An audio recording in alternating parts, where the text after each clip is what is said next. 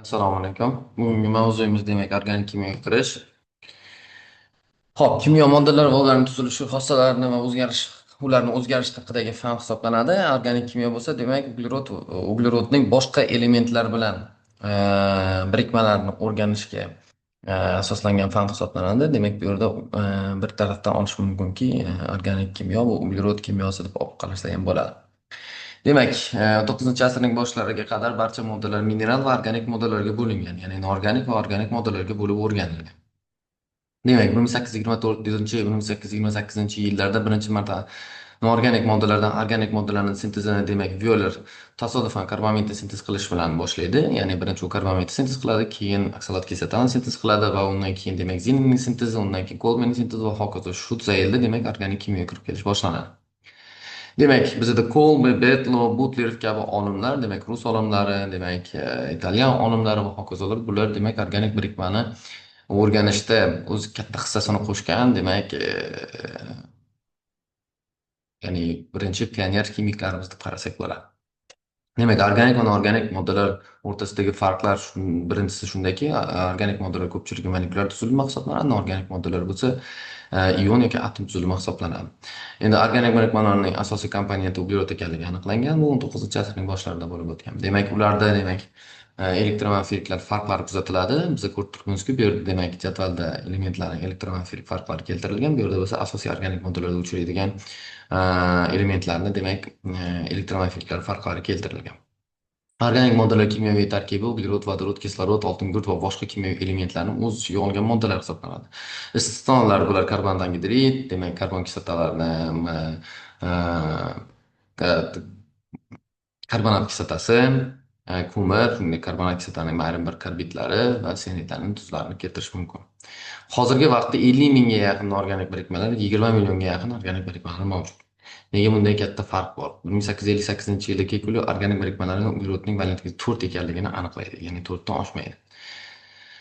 Uglerod atomlarining o'zaro va boshqa atomlar o'rtasida bitta qo'shbog' yoki oddiy bog' hosil qilishi mumkin. Demak, siz quyida ko'rib turibsiz, oktodekani tuzilishini ko'rib turibsiz. Uzun uglerod zanjiri, demak, uglerod orqali bog'lari orqali bog'langan.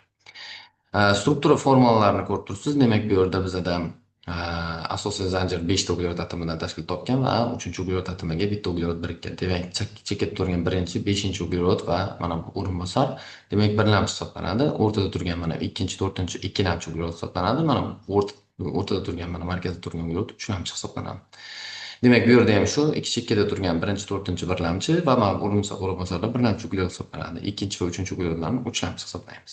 Demak, bu yerda 2-chi uglerod 4lamchi hisoblanadi. 4-chi va ikkita o'rinbosar bilan 1-chi uglerodlarni birlamchi hisoblaymiz.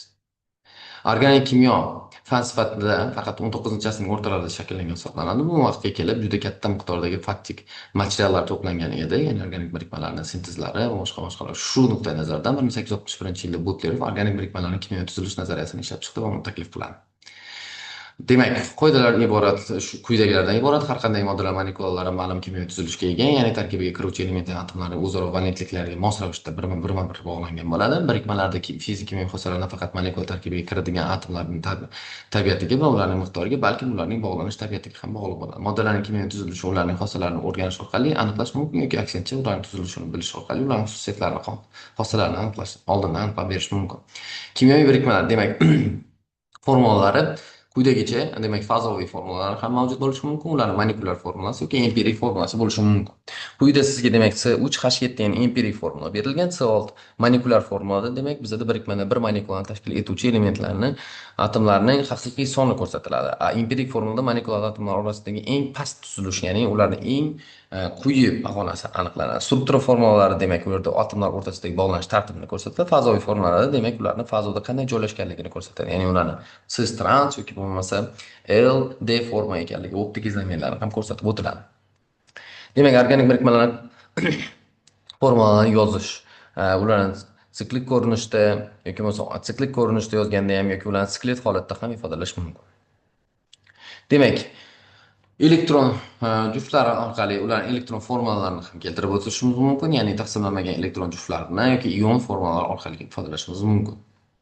Demak, izomerlar molekulyar formasi bir xil, lekin tuzilishi har xil bo'lgan va xossalari har xil bo'lgan birikmalar, demak, izomerlar deb ataladi. Struktura izomerlari, demak, uglerod zanjirining e, tuzilishi o'zgarishi bilan bo'ladigan izomerlarga struktura izomerlari deyiladi. Endi organik birikmalarning tasniflariga keladigan bo'lsak, demak, u yerda funksional guruh, uglerod skeleti kabi tushunchalarni eslatib o'tishimiz kerak. Uglerod skeleti, demak, uglerod atomlarining o'zaro bog'lanish tartibi hisoblanadi. Funksional guruh bo'lsa, bu demak atomlar yoki atomlar guruhidan iborat bo'lib, ular ma'lum bir sinfga taalluqli ekanligiga xossalarini ifodalaydi. Uglerod skeleti bir-biriga kimyoviy bog'langan uglerod atomlari ketma-ketligi funksional guruhlar bo'lsa, mana quyidagicha, demak, OH bu yerda funksional guruh rolini o'ynab beradi. Uglerod skeletining tuzilishiga ko'ra organik birikmalar atsiklik va atsiklik ko'rinishda bo'lishi mumkin. Atsiklik demak birikmalar uglerod zanjiri ochiq holatda bo'ladi. Va u yerda hamma uglerodlar o'rtasida demak bizada sigma bog' mavjud bo'ladi. Atsiklikdan tashqari siklik birikmalar mavjud bo'lib, u yerda uglerod atomlari o'zaro bir-biri bilan demak yopiq halqa hosil qiladi. U yerda demak qo'sh bog' bo'lishi ham mumkin, bo'lmasligi ham mumkin. Organik birikmalar demak ochiq zanjirli atsiklik alifatikka va yopiq tuzilishli demak e, karbosiklik va heterosiklik turlarga bo'linadi. Organik birikmalarni demak funksional guruhi bo'lgan va bo'lmaganlarga ajratish mumkin. Funksional guruhi bo'lmaganlar demak to'yinmagan uglevodorodlar hisoblansa, funksional guruhi bo'lganlar karbon kislotalari, spirtlar, aminlar, aldegidlar, ketonlar, murakkab efirlar deb ajratiladi. Demak, bog'ning turiga qarab turib, ularda demak ion aloqasi bo'lgan, ion bog'lanish bo'lgan va ion kovalent bog'lanish bo'lganlarga ajratishimiz mumkin. Ko'pincha demak organik birikmalarda kovalent tuzilishli bo'ladi. Kovalent bog'lanish mavjud bo'ladi ularda.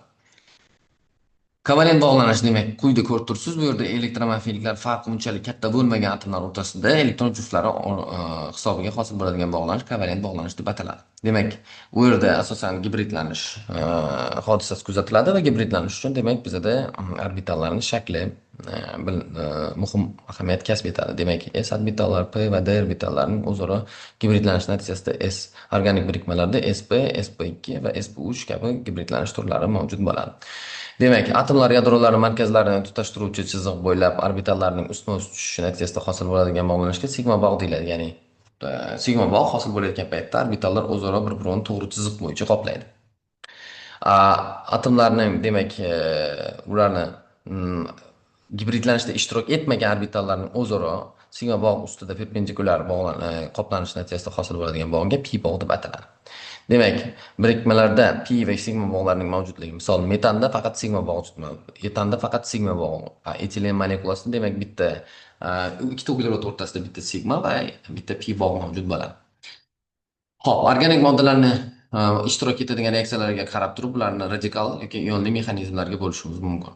Radikalda demak bu yerda quyosh nuri ta'sirida yoki mexanik ta'sir natijasida hosil bo'ladigan radikallar u yerda zarrachada toq elektronlar mavjud bo'ladi va bu toq elektronlarni juftlashish hisobiga ular birikma hosil qiladi.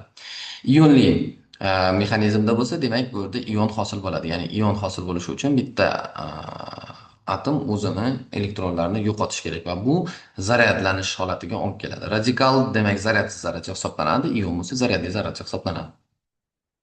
Demak, organik moddalarda ishtirok etilgan reaksiyalar bog'lanish uzilishi mexanizmi ikki turga bo'linishi mumkin. Demak, bu yerda gidrolitik buzilish va gamolitik buzilishni keltirishimiz mumkin. Xo'p, demak, organik moddalarda ishtirok etadigan bog'lanish uzilish mexanizmi ikki turga ajratdik. Demak, radikal yoki heterolitik, ya'ni ionli. Quyidagi reaksiyani siz ko'rishingiz mumkin. Bu yerda demak, karbon hosil bo'lishi bilan sodir bo'ladigan o'rin olish reaksiyalarini ko'rishingiz mumkin. Demak, bu yerda ion hosil bo'lgan va bu ionlar ishtirokida o'zaro ta'sirlash natijasida bizda demak 2 metil 2 brom 2 metil propan hosil bo'lish reaksiyasi keltirilgan. Demak, shu bilan bugungi leksiyamizga yakun yasaymiz. Keyingi leksiyalarimizgacha xayr.